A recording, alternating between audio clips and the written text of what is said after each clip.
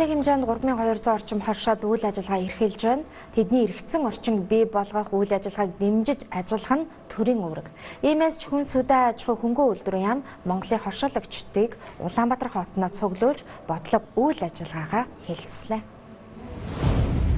Хоршоочдыг дэмжих төсөл хөтөлбөр эргэцсэн орчнууд 1995 оноос эхлэлтэй 1995 онд хоршооны тухай хууль батлагдаж байсан бол хоршоог хөгжүүлэх нийгмийн хэмжээний хөтөлбөр 2009 онд төрөөс малчтын талаар баримтлах бодлого 2010 онд батлагдсан.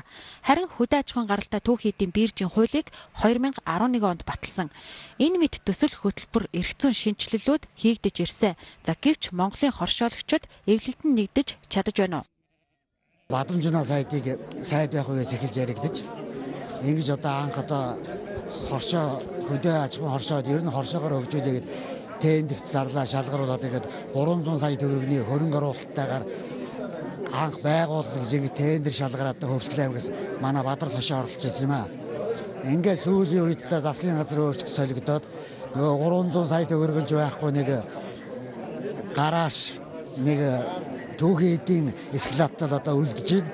Нийт малынхаа 90 гаруй хувийг нь хээрийн боогоор нядалж байгаа учраас махны чанар тэгээд ширний чанар бол төдийлөн сайжрахгүй байна. Тэгэхээр энд бол сумдад аймагуудад малын нядалгааны жижиг цехүүдийг байгуулах юм чиглэлтэй байх шиг байна. Ингэхээр бол бас мал ирүүлжүүлэх нөгөө талдаа бол түүхийн эдийн чанар сайжрах хаа гэж харж байгаа. 210 мянга орчим гишүүн хоршоонд харьяалагдаж малын гаралтай түүхийн эдээ зах зээлд нийлүүлэхээр зүтгэж байна. Төр тэдний зүтгэлийг үнэлж урамшуулах ёстой. За 2013 онд улсын шилдэг хоршоо шалгаруулах журам баталсан нь хоршоологчдод өрсөлдөх чадварыг бий болгожээ. Манай улсын хүн амын 63.3% нь хот, суурин газарт. За 37.7% нь орон нутагт амьдарч байна. За тэгвэл малчид хоршоологчдыг шинэ засгийн газар дэмжиж ажиллагаа илэрхийлж байна. Ер нь махсууны аян дээр бол тодорхой төслүүд хэрэгжинэ. Тодорхой төслүүд хэрэгжинэ. Энэ төслүүдэд манай малчдын оролцоо, итвэх санаачлаг маш чухал байгаа. Энэ чиглэлээр бид нар тодорхой үр дүнтэй ажлуудыг оршуудтай хамтар зохион байгуулж төлөвлөж байгаа.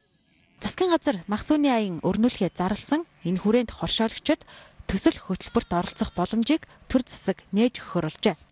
Хоршоо бол зах зээлийн зарчмаар явахгүй нэг 10 хэдхэн жил болж байна. Энэ хоорондын учраа олоогүй нарийн бодлогын хувьд бол сайн тодорхойлж өгөөгүүнүүд нь хоршооны хөгжилд өнөөдөр жоохон хоошин татаад байна уу да гэж бодчих. Бидний зорилго бол хоршоог бол тусгайлан авч үзээд давхар татваргүй тийм ээ. Гэхдээ яг хөрөнгө мөнгө багтай хүмүүс нийлээд өөрснийхөө төлөө ажлын байр бий болгоод ажилдаг ийм л нөхцөлийг нь бүрдүүлсэн хуультай болох хэрэгтэй гэж бодоод байна.